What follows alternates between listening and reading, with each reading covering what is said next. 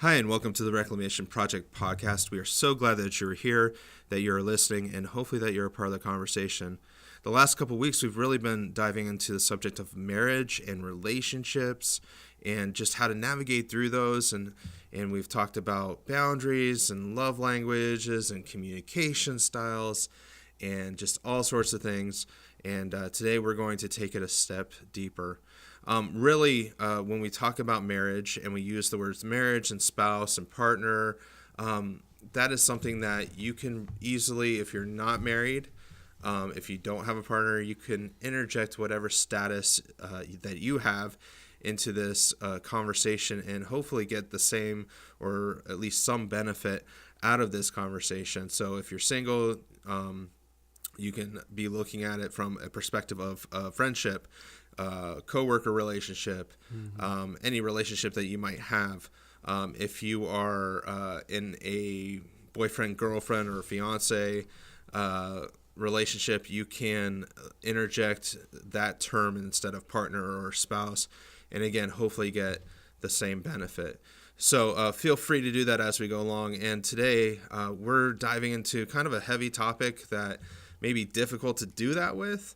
But that topic today is going to be just how we deal with family issues in marriage and relationship, how we deal with in-laws, how we deal with just the boundaries that come with dealing with another person's family structure, family drama, family in general, and what that looks like and how we can navigate through that and create healthy, good boundaries.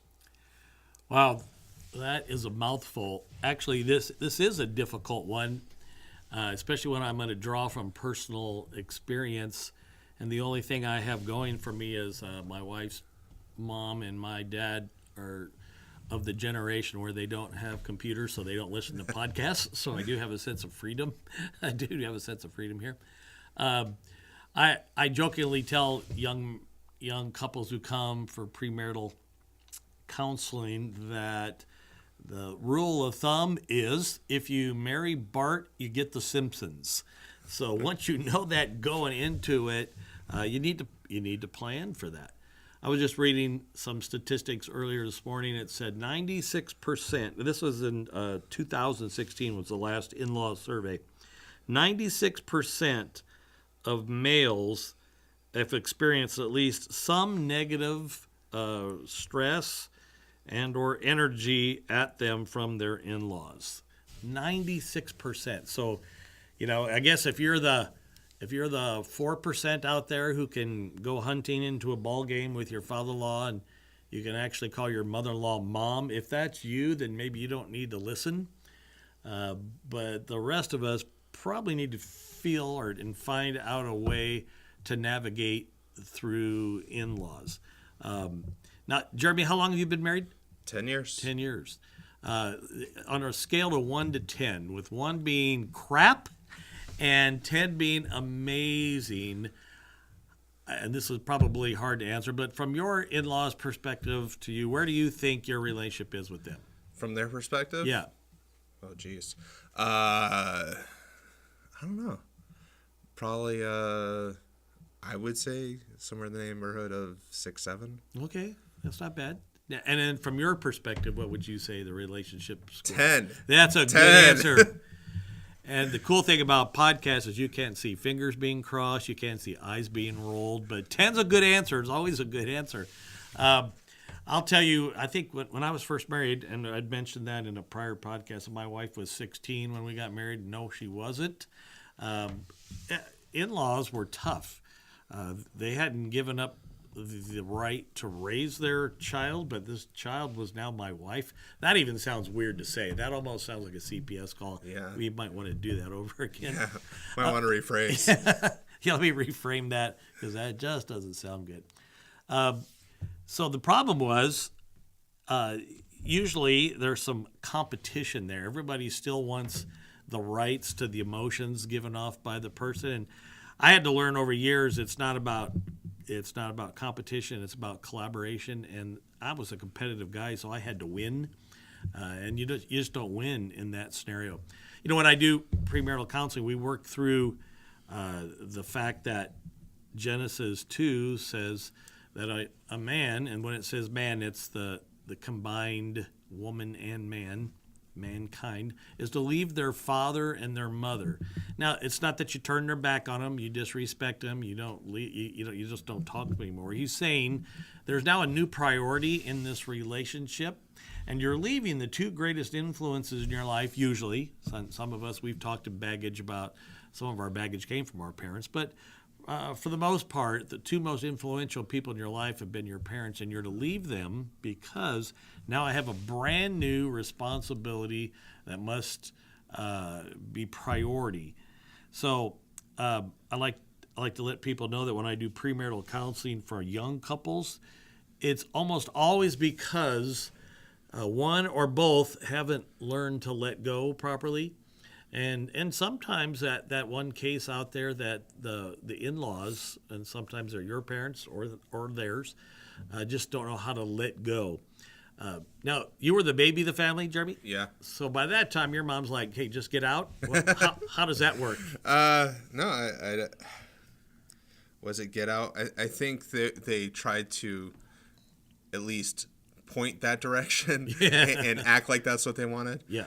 Everyone knows they could have, they would have loved to have me till I was 35 or whatnot. Yeah. No, but, my dad was always, hey, you know what? If you don't have a job and you're not going to school, you're not living here. Yep. Yep. And actually, I was doing interviews for work this week, and that was that was one of the kids I was interviewing. His dad, he's graduating, and his dad said, okay, if you don't have a job, you're not living here. Wow. And so my dad took that stance. He didn't really hold true to it.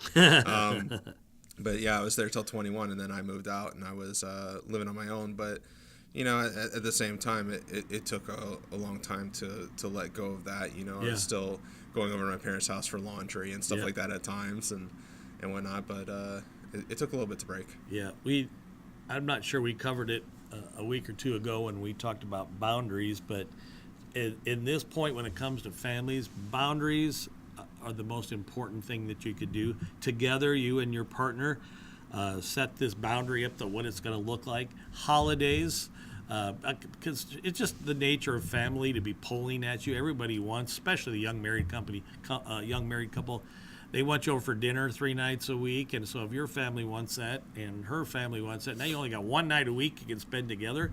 So we usually sit down in premarital counseling, and we devise a plan of what it's going to look like. Holidays, how you're going to split up birthdays, how you're going to do that. And then you hand this to your parents, because we got to let them know we are the priority. You were my priority. Now we are our priority. And we're set on making this a pretty successful relationship. And I think it goes back to communication. If you communicate it properly to your parents, they would understand it. I hated holidays. At the first 15 years, how long we've been married? 41. The first 38 years of marriage, I'd say probably the first until my children were teenagers. I hated holidays. The pull of always being somewhere. I never got to be in one house at the same time. We'd get up early and go to one person's house, come home, change, go to my side of the family, change clothes, go back to her side of the family. And I developed a real bah humbug Christmas time. Candy's family is really big about the holidays. It was always like the 42 days of Christmas, and everybody had to have something at their house, and I hated it. I mean, I really did hate it. And then I couldn't be the one to say something. Remember, we talked about two cultures coming together. That's how she grew up, so this was totally normal. Well, and for me, I'll piggyback off that a little bit. Is I was kind of the same way. I hated holidays. I've said, holidays would be great if you didn't have to spend them with family. True. I mean, I love my family. Don't get me wrong, Yeah. but it always feels like you have to. You spend 3 hours getting prepped for the holiday, whether it be cooking or getting ready or driving over. Or psychologically ready. Or psychologically ready. You spend another however many hours at the place, and then, the way home you're spending with a therapy session almost of kind of, talking about what happened and all that. And so it's like, it's a whole day event. And it's just like, that's one thing that Katie and I had to come to an agreement on. And it took us I'd probably say a good 6-7 years. Is, like I said before in prior podcasts, she's an extrovert. I'm an introvert. She's very social. I'm very antisocial. I don't like being in conversations in groups of 2 or 3 and just chit chatting and giving the obligatory answers and questions and all that stuff. She thrives in that arena. And so what we had to do with holidays is I had to say, okay, hey, this is what I can take. This is our time limit. And I know she probably hates it, but that's how I have to operate with holidays. Is I'd say, okay, hey, we're going for 3 hours. And when I say 3 hours, I know it's going to be 4 because it takes us a good... Oh, the goodbyes are at least an hour. My wife takes an hour to get out of a place. I'm out the door, kind of like... You're packing at 2 hours and 30 minutes. Yeah. I mean, it's kind of like Everybody Loves Raymond. Yeah. And I'm surprised this is the first time we've mentioned this in the marriage podcast. We could do a whole series on Everybody Loves Raymond. It's a great TV show. But there was one where he told his wife, Deborah. He said, "Okay, 10:30, ass and seat." Sorry, I said ass, but quoting a TV show. And if you're not there, I'm leaving. And he left, and that's kind of how I am with goodbyes. Is it didn't go well in the show, if you remember correctly. It didn't go well. Yeah. But that's how I want to operate, and that's not how my wife operates. It takes her, and she'll say it herself. It takes her a good 30 minutes to an hour to get out of place. So, anyways, all that to say is we've set that boundary, that expectation that this is how much.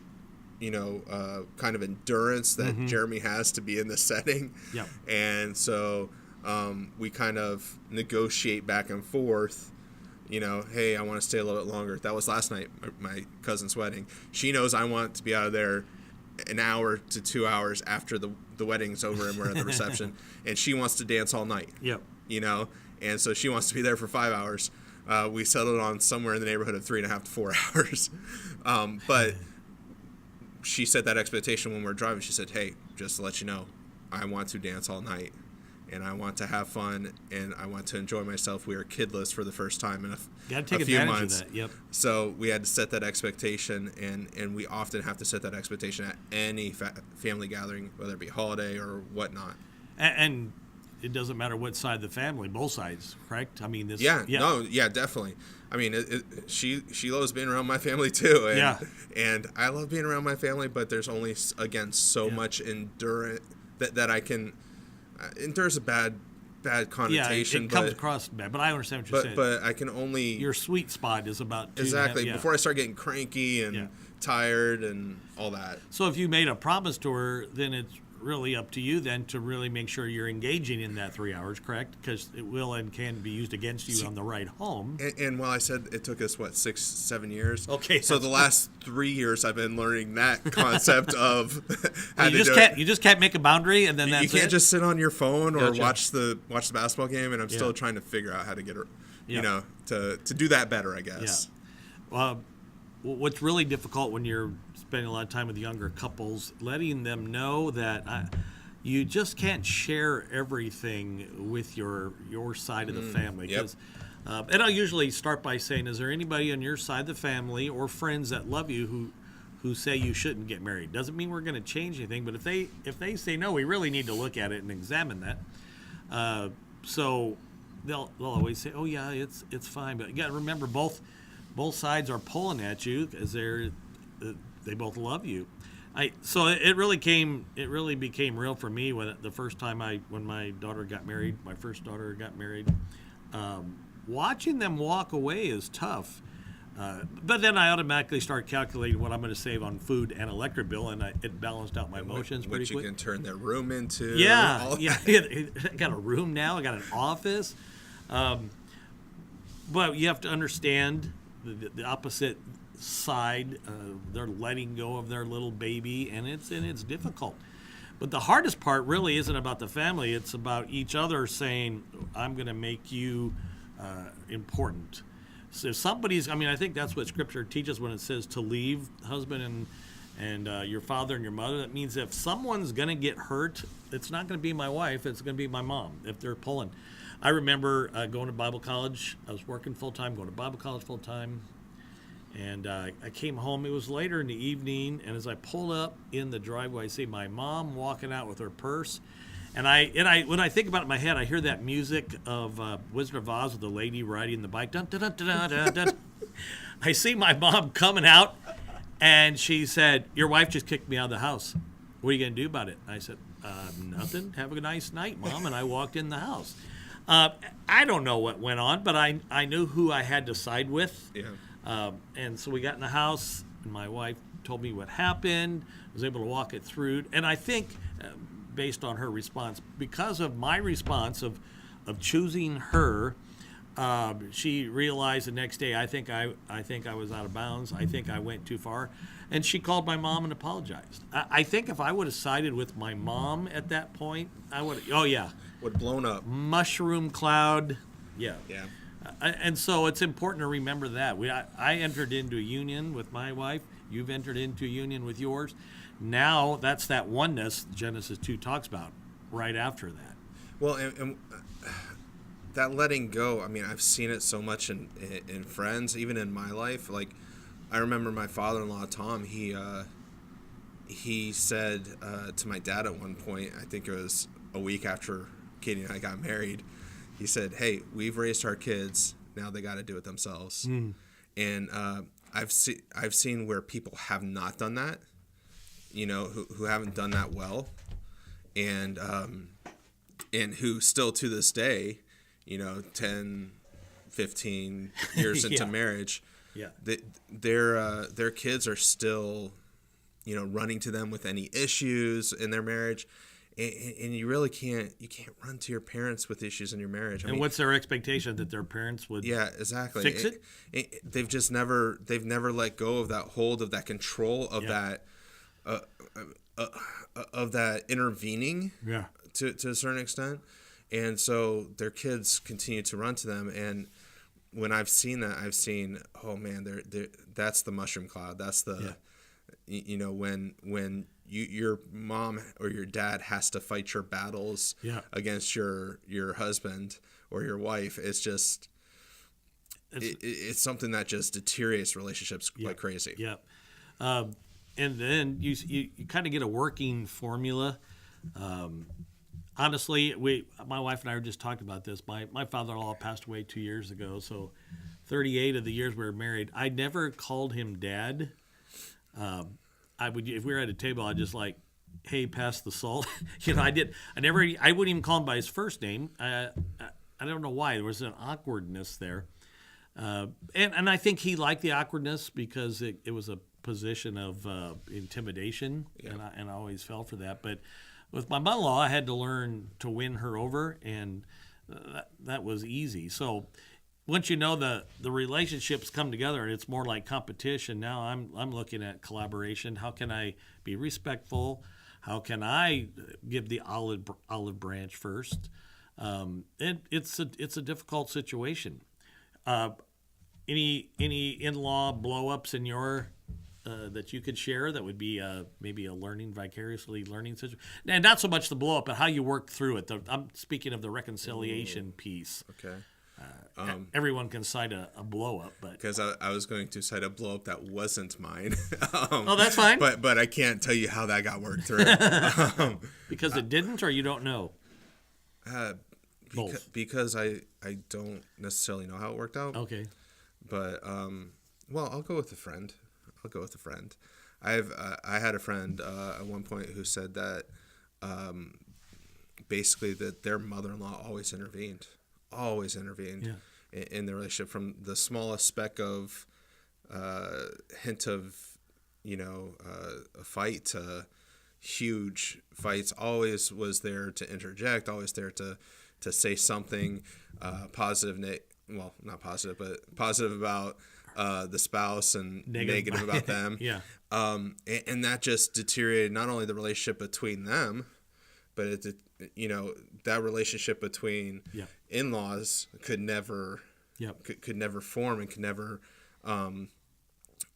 grow. could never get past its infancy because it was consistently feeling like It was just like they couldn't talk. It was always a conversation between the in-laws. It was never a conversation between spouses. Yeah.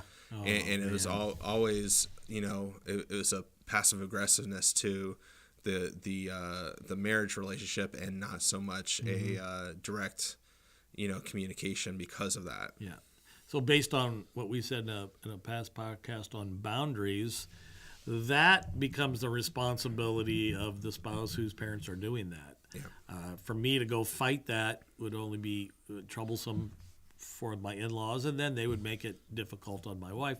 That's now her responsibility. It's her side of the family. Well, and it's also that, and I'll say this: if you are an in-law, is you're getting one side of the story. Correct. Yeah. And I know that your child may be the best thing ever and maybe spotless, clean lamb that Jesus was, but they're not at fault. And so that's the thing is when you're getting one perspective, and then you're from a person who's married, if you're giving your parents or your family one perspective, they are gaining that perspective and that lens to view your spouse through for, depending on how long they hold on to stuff. Yeah. At least the short term, if not the rest of your marriage. Yeah, that didn't just set the lens for the event. That set the lens for time and time again. Yeah. Which is why I like to say you have to be careful what you go back and tell your in-laws or your mom, or if you're fighting. I mean, young women do this. That's why I like to have them have a mentor couple that helps them. Yeah. So you call up your mom and you said, Jeremy was mean to me, and we fought today, and he was unreasonable, and then you hang up, and then you come home from work, and everything gets worked out, and now you're cuddling on the couch, watching, what was your favorite show again? How I Met Your Mother. How I Met Your Mother, The Office, The Goldbergs, go into video. You and Katie are already you're cuddled up in a blanket watching your favorite show, and now mom's home sticking a needle in a Jeremy doll because they're protective. So we really have to take ownership on how much we share. They're not privy to everything, even though sometimes they like to be. And they're only going to hear, at least this is how I work, is I will complain more than I will build up. Yeah. So and I see this in other people is they're going to give you the bad of it. They're not going to give you necessarily the good points too. Yeah. Right. And so it's always going to be bad, especially if you share it. And if you can't figure out that line to draw, it's always going to be a bad perspective. And it's going to, again, deteriorate the relationships. The other thing I would say too is, when you have a parent who can't let go, or you have a child who can't let go of a parent, I think a lot of times that parent can enable the bad traits. Oh yes, of the child. Yeah. If Johnny's always been the best, most spotless, never wrong, never in trouble child, and they can do no wrong, they're the golden child, so to speak. Then you're by taking their side all the time, you're enabling whatever bad traits that they have. Yeah. And you're not allowing them to work through things themselves, which builds character and builds better traits. Yep.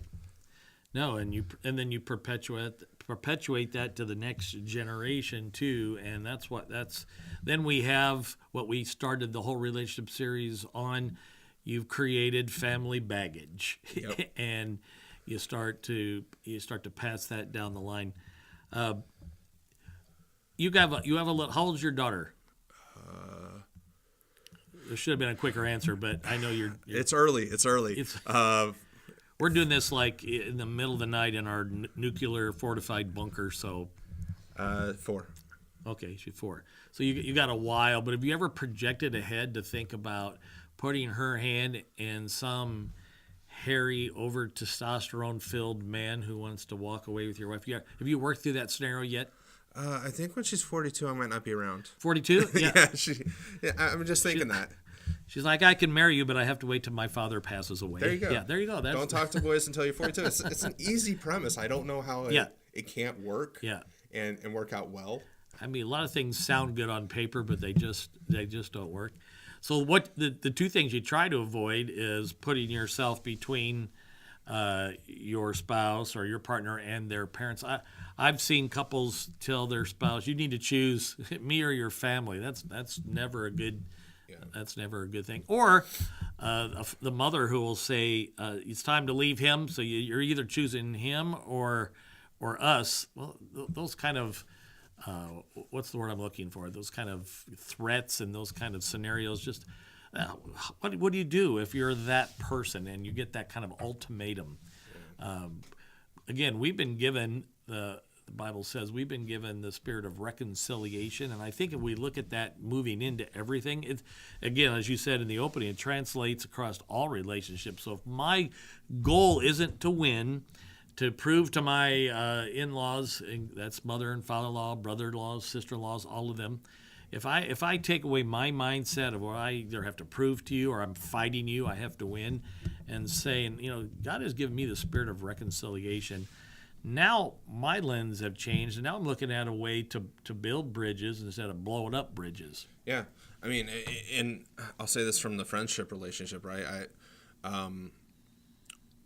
Katie and I have had friends where we're just like, wow, this is, it's abusive, it's draining, it's not constructive, it's this spouse is definitely doing some illegal crap, things like that. Hey, you know what? They need to leave them. Mm-hmm. They need to leave them. And so that we had that conversation a while ago with a friend of ours, and not with a friend of ours, but about a friend of ours. And I said, you know what? After about a week of thinking about it, I said, Katie, we can't advocate for divorce. I mean, it's a crappy situation. We don't like what's going on. We see where it is, but maybe there's an advocation for counseling and a separation and counseling to restore. But we have to be agents of reconciliation. We have to be agents of bringing together, of mending, of healing, of restoring. We can't sit here and take sides on it. All we can do is try to push them in that direction. Yeah. And ultimately, it's up to them what they're going to do, right? But for our part, we can't advocate for something that we know is not what the Spirit leads us to. The Spirit leads, the Spirit of God is love, is peace, is discerning, bringing people together, is inclusive. It's all these things that divorce is not, and so therefore, we need to push our friend in the direction of reconciliation, even if it's not the best thing now. Hopefully God can bring healing and restoration through that. And we're making at that point a presupposition based on our emotions, really, with not all the data. We're not privy to all the stuff that goes on. Which, by the way, is a boundary. When you're looking for some boundaries, if you're sitting here listening and thinking, my spouse and I or my partner and I have never built boundaries for all the external family. Well, one of them is time. Again, I did a marriage conference once where it was called Marriage According to Marie and Raymond, and I started off each class with like a clip from everybody's layman, because it's just it is a composite of probably every funny episode that could ever happen in your real marriage. And the mom who lived across the street, don't ever try that at home, I would imagine. And they put boundaries down. Please, Mom, you're not allowed to come over. And then she actually drove her car through the wall, which is a little extreme. So you have to build boundaries when it comes to time. When time you can come over here, and like, we'd love to have you. We enjoy when you're here, but it's really important that you call first. If you're not sure what's going on over here. The hyper control parents who they haven't let go, and so you need to sit down and build a boundary here that, listen, we're going to come to you for advice, and when we do, we want your advice. But unless we come to you with advice, please don't try to sway us Yeah. your way or the next way. So, make a list, make a tangible list of maybe some of the issues you struggle with, and build a boundary around that. It's not really difficult. It becomes difficult if the delivery system that you use stinks. You do it in love, and you do it with your spouse as a united front. We're going to talk about next week. We're going to touch on divorce, and that also includes in-laws. I mean, if we think we're just hurting each other, the pain just gets spread through all the different layers of our family. So we'll touch a little bit on that next week. Well, and as I'm sitting here listening to you, Gary, I'm thinking also that we can use the term in-laws. Yeah. We can use the term family, but this also extends to friends. Oh, absolutely. Close friends. I mean, I've seen on Facebook lately a couple that just got married, and I see that there's a friend of theirs that is always posting about them and has pictures with them, and I'm just like, that's something that eventually they're going to have to create that boundary for. Yep. I mean, they're newly married. You probably need to have a boundary. It may be, again, I'm looking through the lens of Facebook, right? So it might not be as intrusive as it appears. Yeah, you get what Facebook tells you. Exactly. But some people do have those friends. They have those friends that are over every night, or over 3 nights a week, or always on the phone with, texting, doing that kind of thing. And I will say that that can drive a wedge. Yeah. That can cause issues as well. So if you have that and you are married, you may want to think about that. Is okay. It's not only in-laws. It's how much time and devotion am I giving to this friend, and how are they enabling me? Yeah. How are they intervening in my marriage? How are they? And we didn't really touch on this too much, but it's a big aspect. How are they draining the joy and the life out of me, and draining the energy and from my marriage when they side with me over my husband? Because it's competition as well, right? Exactly. They want your time. Yeah, exactly. And so that's just something that I'd say, if you're a friend of a married couple, you may want to think about, and if you're a married couple who has a friend like that, you may want to think through that and think through the boundaries that you need to set, either for yourself or for you and your spouse, depending on which perspective you're coming from there. Yeah. And just really decide what that needs to look like in order for either your friends to have a successful marriage, or for you to have a successful marriage. Yeah. Without having that intervening presence that might come from a friendship. Yeah. And at the sake of maybe saying some of this sounded negative, although we're just trying to really point to issues that are happening, let me take it from the aspect of the in-law.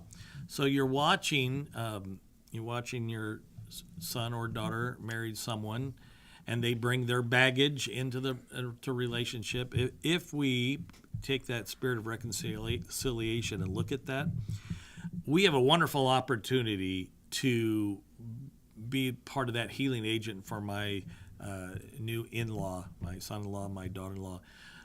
Maybe she had just a crappy father relationship, and so she responds certain ways. That's the core of her baggage. As her new father-in-law, I have the opportunity to be the hero here. I get the opportunity of showing her, this is probably how your dad should have treated you. I'm going to love you like a dad. I'm going to be unconditional like a dad. Vice versa with the mom as well. Son had mother issues, and you get a great opportunity to be a hero in that situation. So if we remove the competition lens and put in the collaboration, the reconciliation, how almost sounds corny to say, but kind of like what Jesus called us to do. He's called us to reconcile. So I love the challenge, and that's how you reframe competition. So it's either be competition, I'm fighting for their attention, or the competition is, oh no, you're not pushing me away, I'm going to conditionally love you. So if you're out there listening and you're part of that 3-4% we talked about at the beginning, that you've got great in-laws, it's been a blessing. I'd love to hear about that. You could send us your story. We're all about stories too. The power of story is really important. So at the end, Jeremy will give you all the different options where you could send that. But I'd love to hear how your in-laws, and maybe it was your parents to your partner, stepped up and became a point of healing and help and love in your relationship, as opposed to a lot of the issues that the majority of people deal with. So if you have a good story, we would love to hear it. And Jeremy, how can they get it to us? Well, I'd also say, hey, if that's not your narrative, Yeah. if you are dealing with crap from in-laws, from friends, whatever that may be, don't just let it continue to fester. Don't continue to kick the can down the road. Don't continue to be passive about it. Doesn't mean be aggressive either. It means don't be passive, and just maybe instead of being passive, confront that, not them, but that, and get some help in this. Talk to your spouse. Talk to your partner. Talk to a mediator if need be, a counselor. But don't let it continue to fester, continue to grow in frustration. Yeah. But instead, get some help with that and start the healing process, start the restoration process, start restoring those relationships. Yep. So if you need help finding that counselor, finding that mediator, we are here for you. If you want to send us your story, we are here for you. We won't read it on air unless you allow us to and give us blatant permission in your email or your direct message or whatnot. But few places that you can kind of do that and give us that feedback. Facebook.com/RP Podcast.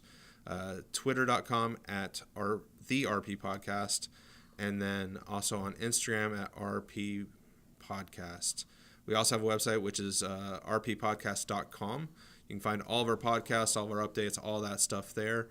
And hopefully through all that we've talked about today, that you will hopefully be able to find the steps that you need to have healing, to have restoration, to find peace with in-laws, with friends, with any relationship that's imposing on your marriage or your relationship in itself. And hopefully you can find the skills to do that. You can find the mediator to help you through that, or you can find the courage to hopefully talk to someone in a humble way about that. But any way around it, we hope that you have a great week, and thank you so much for listening.